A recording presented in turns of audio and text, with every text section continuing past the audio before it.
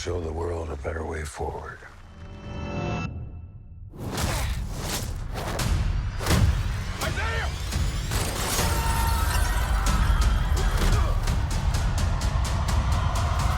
I need that BLACKTREE TV. I need that BLACKTRee TV. I need that BLACKTRee TV. Jamal Finkley, BLACKTRee TV. Man, this is amazing. Yeah.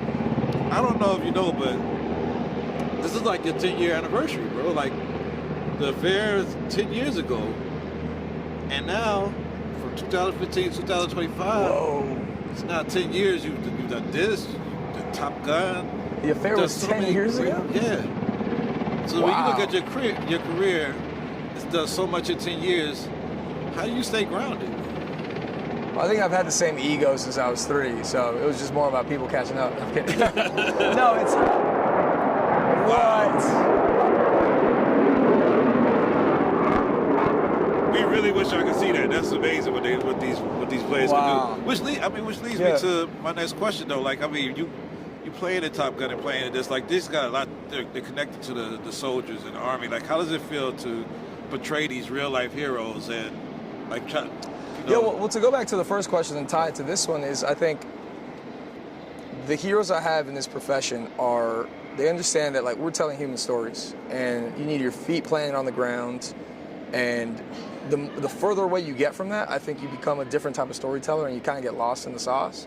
And so the types of movies I want to do, I want my feet on the ground, and I think leaning into that is where being able to represent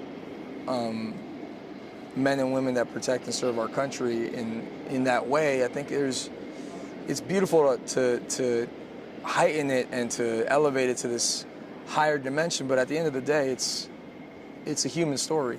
And so instead of looking at it from a totality and the size of the military, it really brings it down to individuals. And I think every time you get to open that window to someone's soul and see what they're about and how they move, I think it humanizes everyone. And so when you humanize the individual, I think the collective gets stronger, because you realize, oh, this is made up of everyone that has different hopes and dreams and yearnings, and everyone, like Joaquin, he wants to prove himself, and he's eager to show Sam that he's got it. Yeah. And we see that in all walks of life in every corner of the world. And so I think, one, that's helped me remain grounded in understanding that most of the stories I tell aren't going to be Scarface, right? Like, if I was telling 20 Scarfaces in a row, it could maybe help me to be completely all over the place. But I think so much of it is about finding these really human stories and characters and those journeys. Not that hard. I heard your rib go. You need a minute? Nope, let's get this over with. I got shit to do today.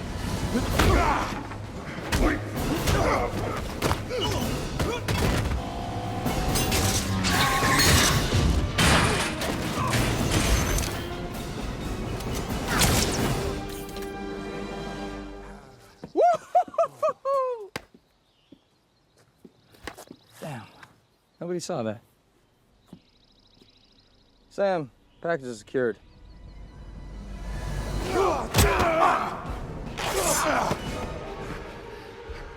I'll add your star to my collection.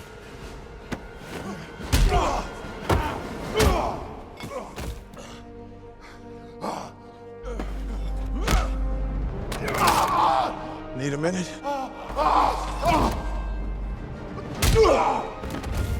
That's what I thought. How did playing Joaquin on Falcon and the Winter Soldier, the Disney Plus series, help build this character? Like, did you have to use that in this film also? What was coming from there? Well, there was I keep saying this for many different facets just because of how many similarities there was between myself and Joaquin. So it's like art imitating life and life imitating art, where I was told on the phone, yo, you're Falcon. And I was like, all right, bet, this is awesome. I show up. The story is about Sam taking on the shield, and so it was about finding the right time to put the wings on, and it turns out for the show, it wasn't right. And that same energy of being like, come on, just let me put them on, I think really helps to then shoot the film and be eager to show that I could do it. And so there are so many moments that all I had to do was show up on set and live the moment as myself and as Joaquin, because there's so many parallels. And it's a blessing when it aligns that way, because it allows you, one, to realize, like, all right, I understand where he's coming from, and either I can lean into it like I would as Danny, or play against it, and then be able to craft and understand the spectrum of that moment and the possibilities it can take me. You've also done some work as a cinematographer. I know you did a project with Kelvin. Just as an inspiration, like when you look at DPs or just like or works, like what's some of the stuff that has inspired your eye? Well, to reference that thing we shot as my first like credit as a cinematographer, acting has opened a lot of doors for me, because I got to call Claudio Miranda and Marcel Rev and ask them, like, yo, I'm doing this thing. Any tips or tricks or hints or like anything that I could think of abstractly. And I think there's